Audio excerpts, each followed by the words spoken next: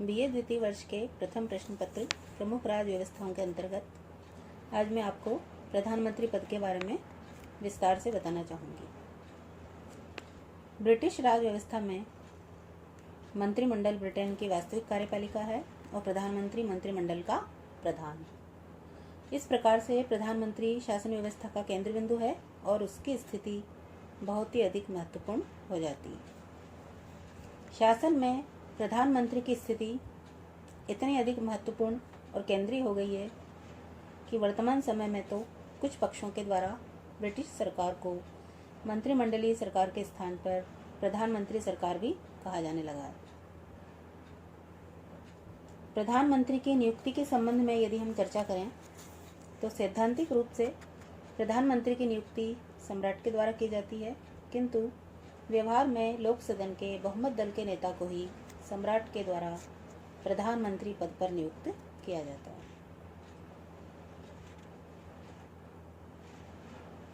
यद्यपि अब तक ऐसे अनेक अवसर आए हैं जबकि प्रधानमंत्री की नियुक्ति में सम्राट के द्वारा अपने विवेक का प्रयोग किया गया। उदाहरण के लिए 1963 में सम्राट द्वारा लॉर्ड सभा के सदस्य सर एलेक डगलस होम की प्रधानमंत्री पद पर नियुक्ति, किंतु इस नियुक्ति पर तीव्र प्रतिक्रिया हो गई थी और उस समय से अनुदार दल के द्वारा भी इस परंपरा को अपना लिया गया कि महानिर्वाचन के बाद और उसके बाद जब कभी दलीय नेता का पद रिक्त होगा तब लोक सदन के दलीय सदस्यों के द्वारा ही अपना नेता चुनने का कार्य किया जाएगा।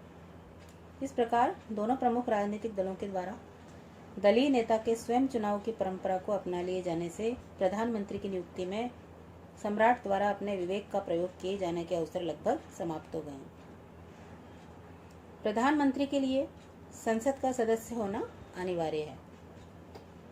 इस संबंध में यह भी परंपरा विस्थापित हो गई है कि प्रधानमंत्री लोक सदन से ही होना चाहिए। अतः कीथ नामक विद्वान के शब्दों में हम कह सकते हैं कि प्रधानमंत्री पद के लिए किसी कुलीन पुरुष का चुना जाना अब एक असाधारण सी बात हो गई है।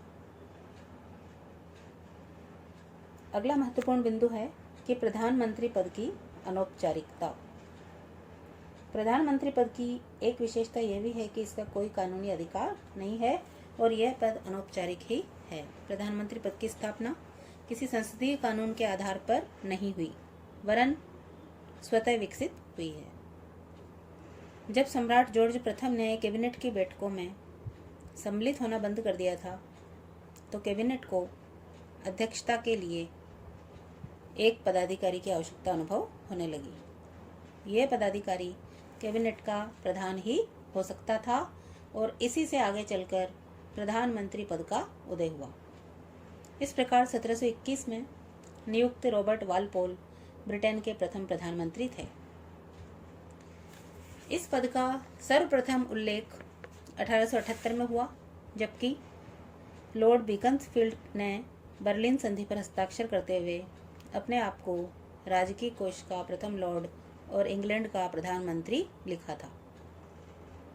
इसके बाद 1937 के राजमुकुट के मंत्रियों से संबंधित कानून में सबसे पहले प्रधानमंत्री और राजकीय कोष के प्रथम लॉर्ड के पद का अस्तित्व स्वीकार किया गया।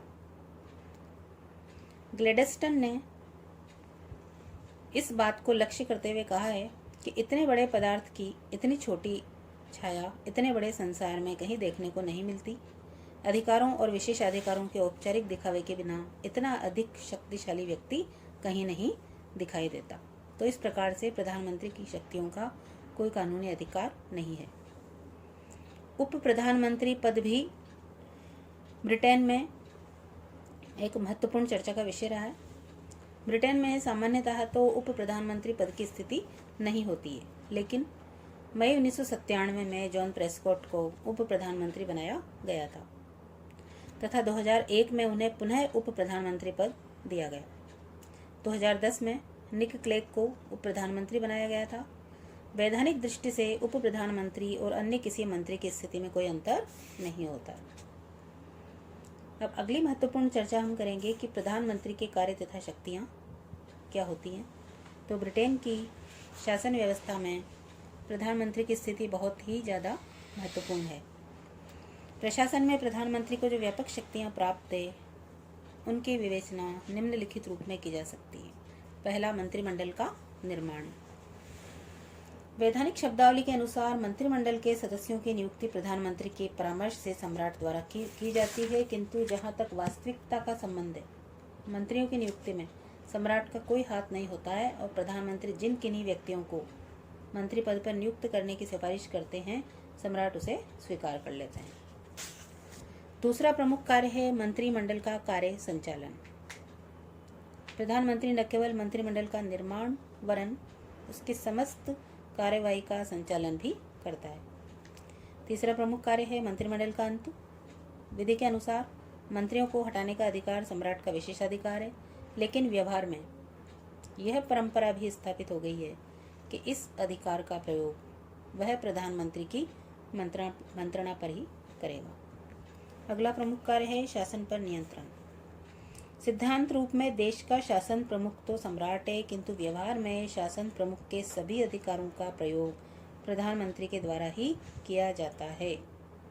शासन पर सर्वोच्च नियंत्रण रखने के लिए प्रधानमंत्री द्वारा शासन के विभिन्न विभागों में समन्वय भी स्थापित किया जाता है।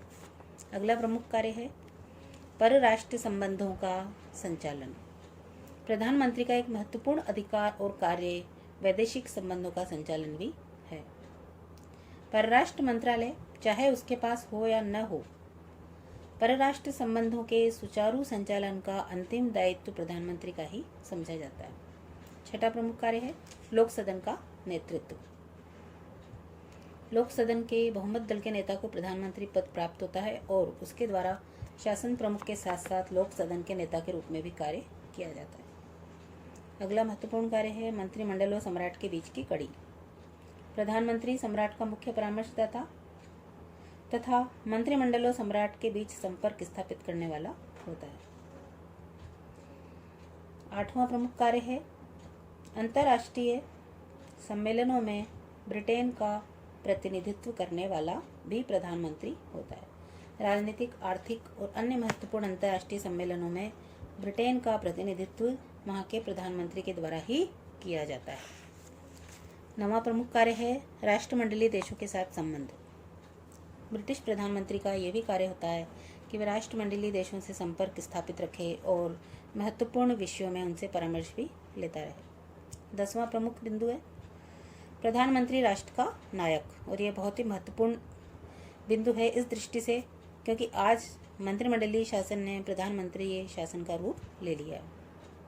वर्तमान समय में सामान्य निर्वाचन प्रधानमंत्री का ही निर्वाचन माना जाता है। राजनीतिक दलों के द्वारा अपनी नीतियों के आधार पर नहीं वरन अपने नेता के व्यक्तित्व के आधार पर ही चुनाव लड़े जाते हैं।